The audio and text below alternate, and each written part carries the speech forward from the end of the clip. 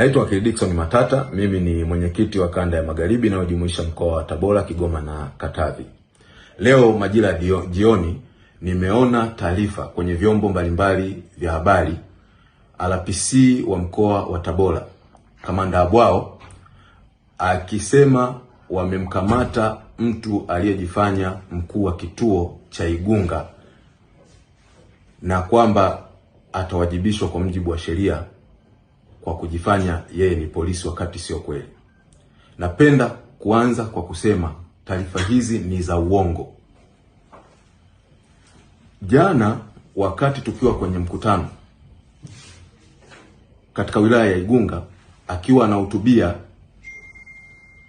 mgeni rasmi ambaye ni makamu mwenyekiti wa chama chetu John Wegesa Heche, palijitokeza wahuni ambao waliwapiga watu na kuwajeruhi. Na baada ya kumaliza mikutano ule, tulielekea kituoni kwa ajili ya kwenda kutoa taarifa.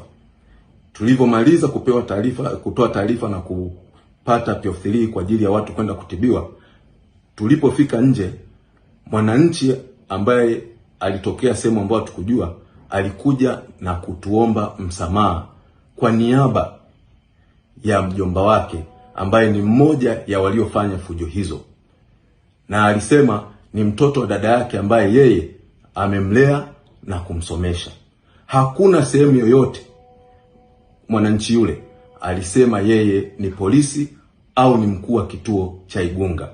Kwa hiyo taarifa hizi ni za uongo, na kimsingi kwa sisi kama chama na mimi kama mwenyekiti wa kanda ya Magharibi, ninaona ni mkakati maalum wa kuhakikisha wanazima kuzungumzia na kuhakikisha wanatuambia ni hatua zipi wamezichukua tangu jana wauni wale walipotuvamia kwenye mkutano ambao ulikuwa kisheria, lakini hawakuwepo polisi kwenye mkutano ule wakati tunaanza, huku wakijua kwamba tunatakiwa kupewa ulinzi.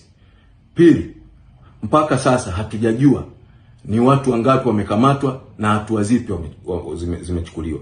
Kwa kimsingi taarifa hizi za RPC wa mkoa wa Tabora zinatakiwa kupuuzwa na zionekane wazi kwamba zinalenga kutaka kuzima swala la jana ambalo tulifanyiwa sisi kama chama, licha ya ukweli kwamba tulikuwa na haki zote kama chama kuweza kufanya shughuli za kisiasa, ikiwemo mikutano ambayo ilikuwa inaendelea kwenye ziara ya makamu mwenyekiti John Wegesa Heche kwenye kanda yangu ya Magharibi.